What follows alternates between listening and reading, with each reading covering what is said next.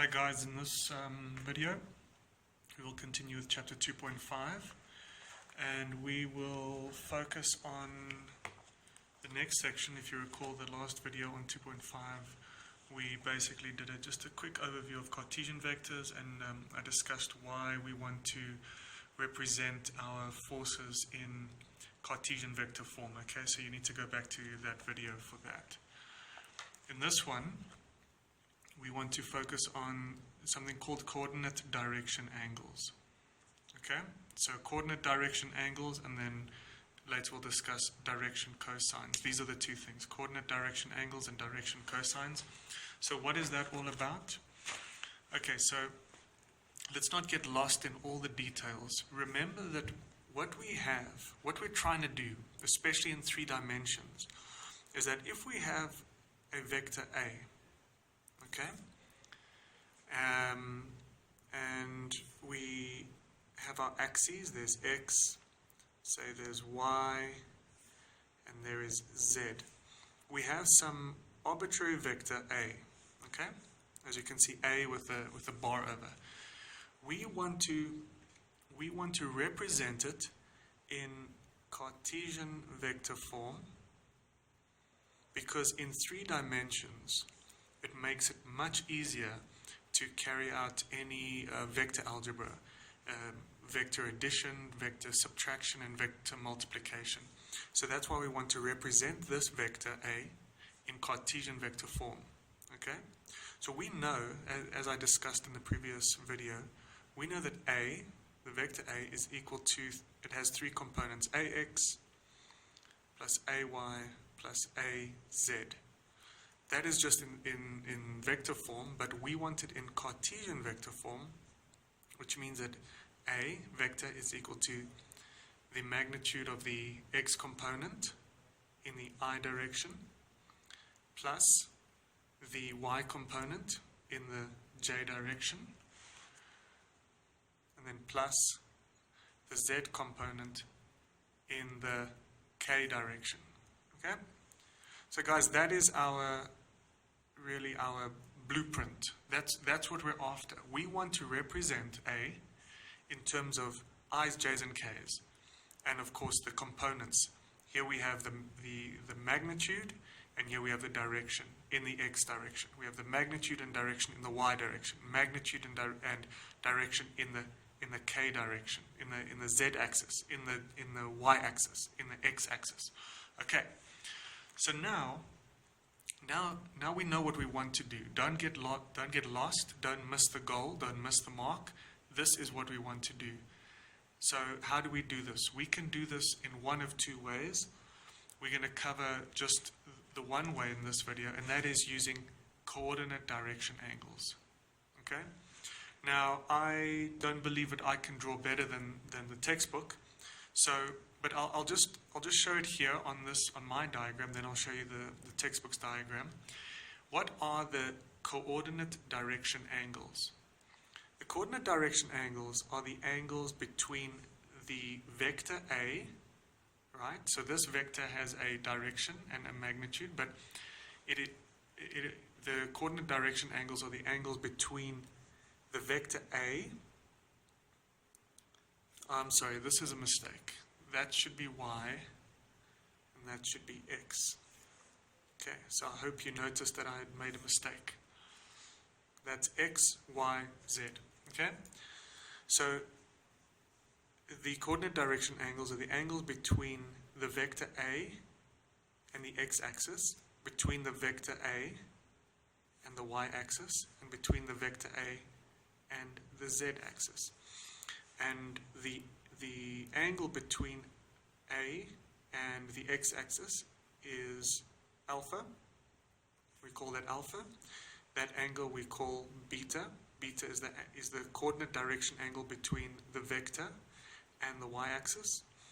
And we call this angle gamma. Okay? So let me just... Here is the... I hope you can see that. Okay, it takes a while to to focus. So there we can see there's the vector A, the one in blue. Here we have the y-axis, the x-axis, and the z-axis. And alpha is the angle between the vector and the x-axis, beta the angle between the vector and the y-axis, and gamma is the angle between the vector and the z-axis.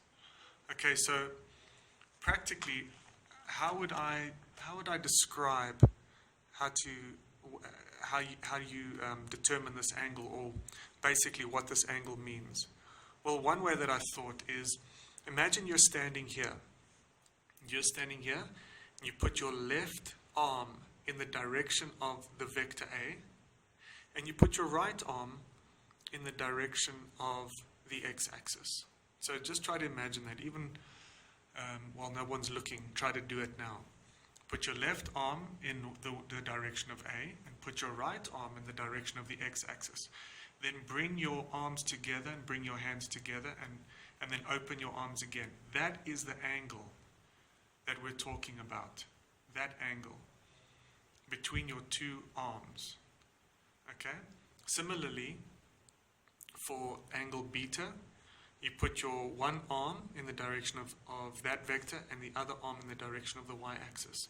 And then for alpha, the one arm in the direction of A, and then the other arm in the direction of the z-axis. So I hope by doing that you can somehow picture these angles. Okay? So let me just kind of complete the drawing here.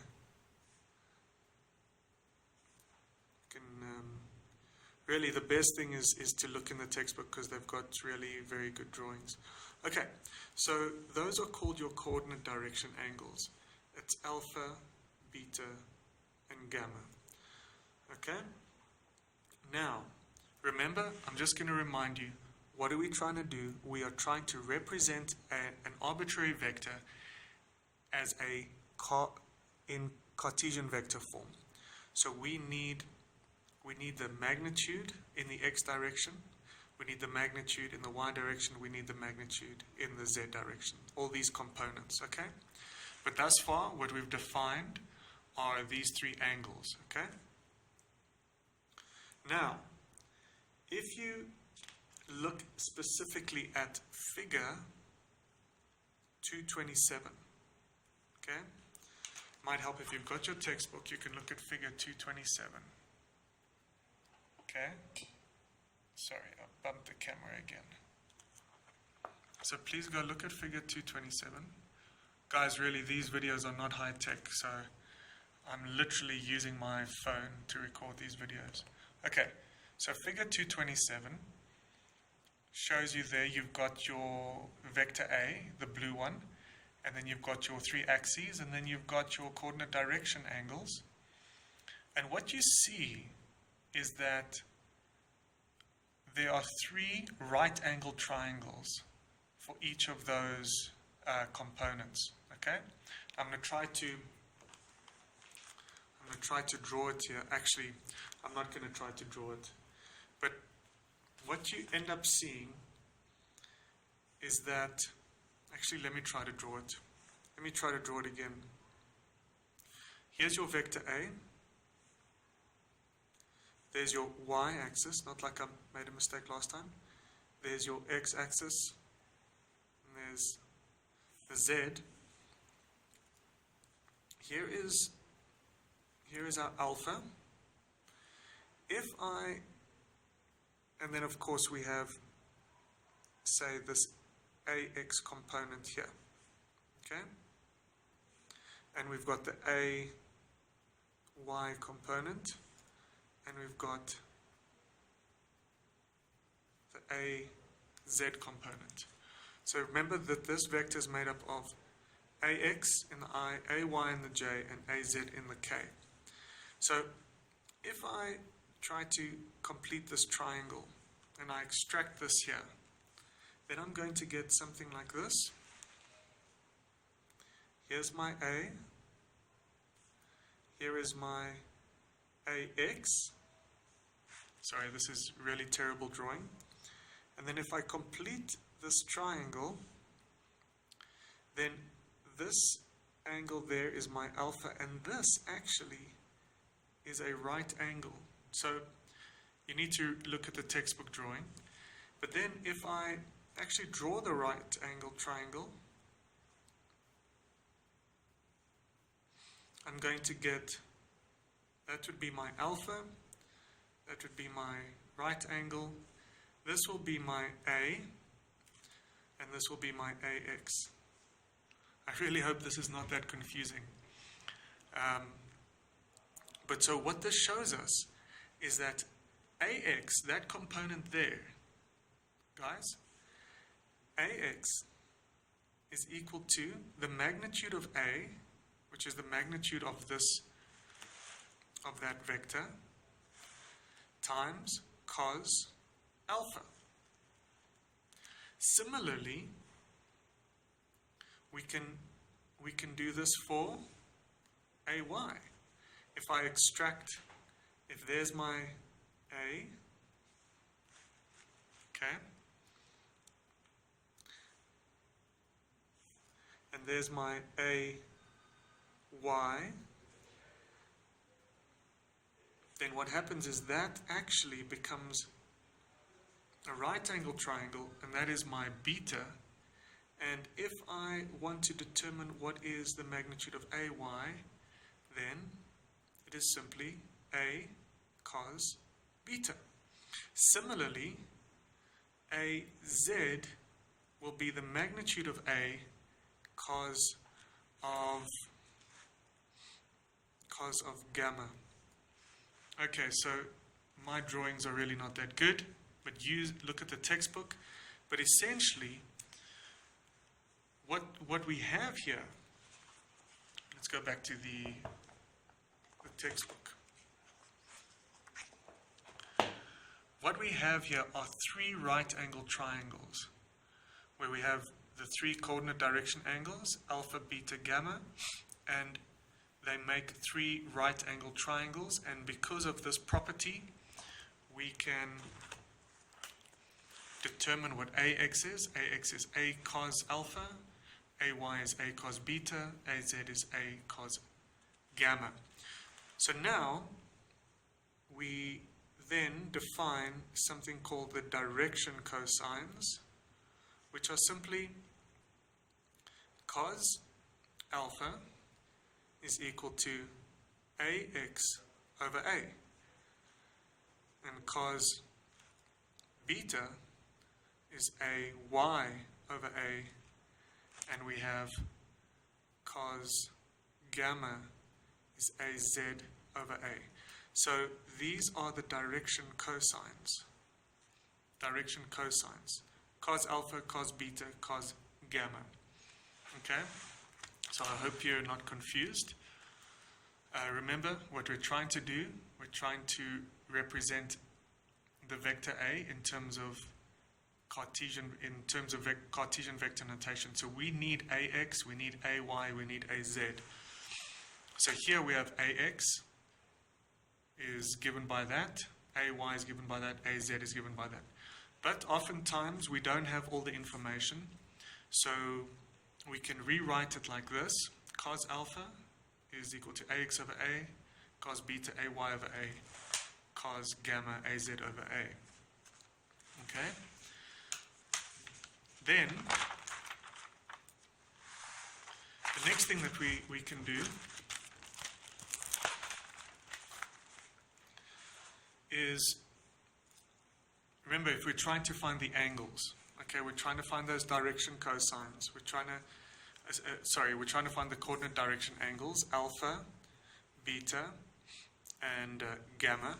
Remember what we saw was cos of alpha is AX over A, and then cos of beta, etc., right? So if we already have AX and we already have A, then it's easy to find alpha. But if we don't have this information, then what we can do is we can form the unit vector UA. Okay? Remember, what is a unit vector? A unit vector is simply any vector divided by its magnitude. Right? So it's any vector divided by its magnitude. Okay? So we can write out the unit vector which is in the direction of A. What does that mean? It means the vector A divided by the magnitude of that vector. So what does that give us? It gives us AXI plus AYJ plus AZ in the K divided by A. And remember, what is A? A is simply AX squared plus AY squared plus AZ squared, square root, right? So if we break this up, this unit vector A, I need to write this in vector form like that. UA then becomes AX over A in the I direction plus AY over A in the J and AZ over A in the K direction. Okay, I hope you're not confused. Take it one step at a time. So now that we've written out in unit vector form, do you recall what these are? AX over A, AY over A, AZ over A. Do you recall? These three numbers or values are actually your direction cosines, right? Remember this? AX over A is equal to cos alpha. So what have we got here? We've got cos alpha in the I direction. We've got cos beta in the J direction. And we've got cos gamma in the K direction. So our unit vector is equal to that. But now, what is the magnitude of UA? First of all, what is the magnitude of a vector? Well, we just saw here, the magnitude of the vector is if you square the components, you square each component, you add them, and then you get the positive square root, right? So what would the magnitude of a unit vector be? It would be 1. And then what would we have here?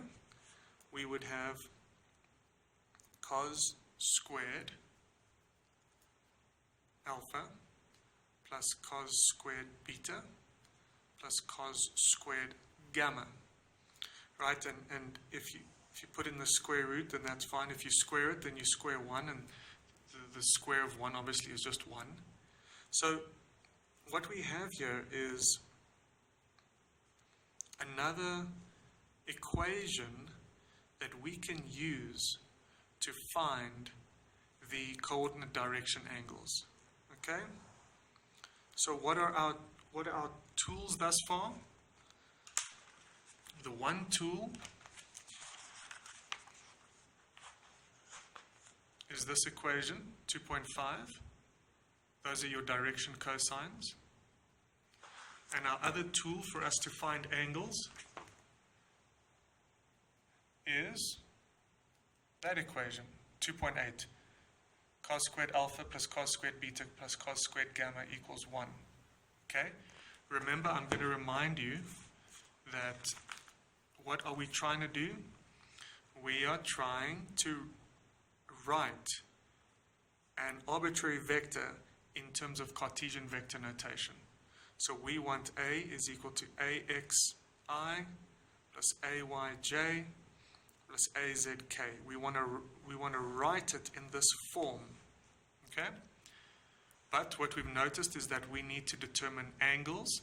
We need to determine these three angles.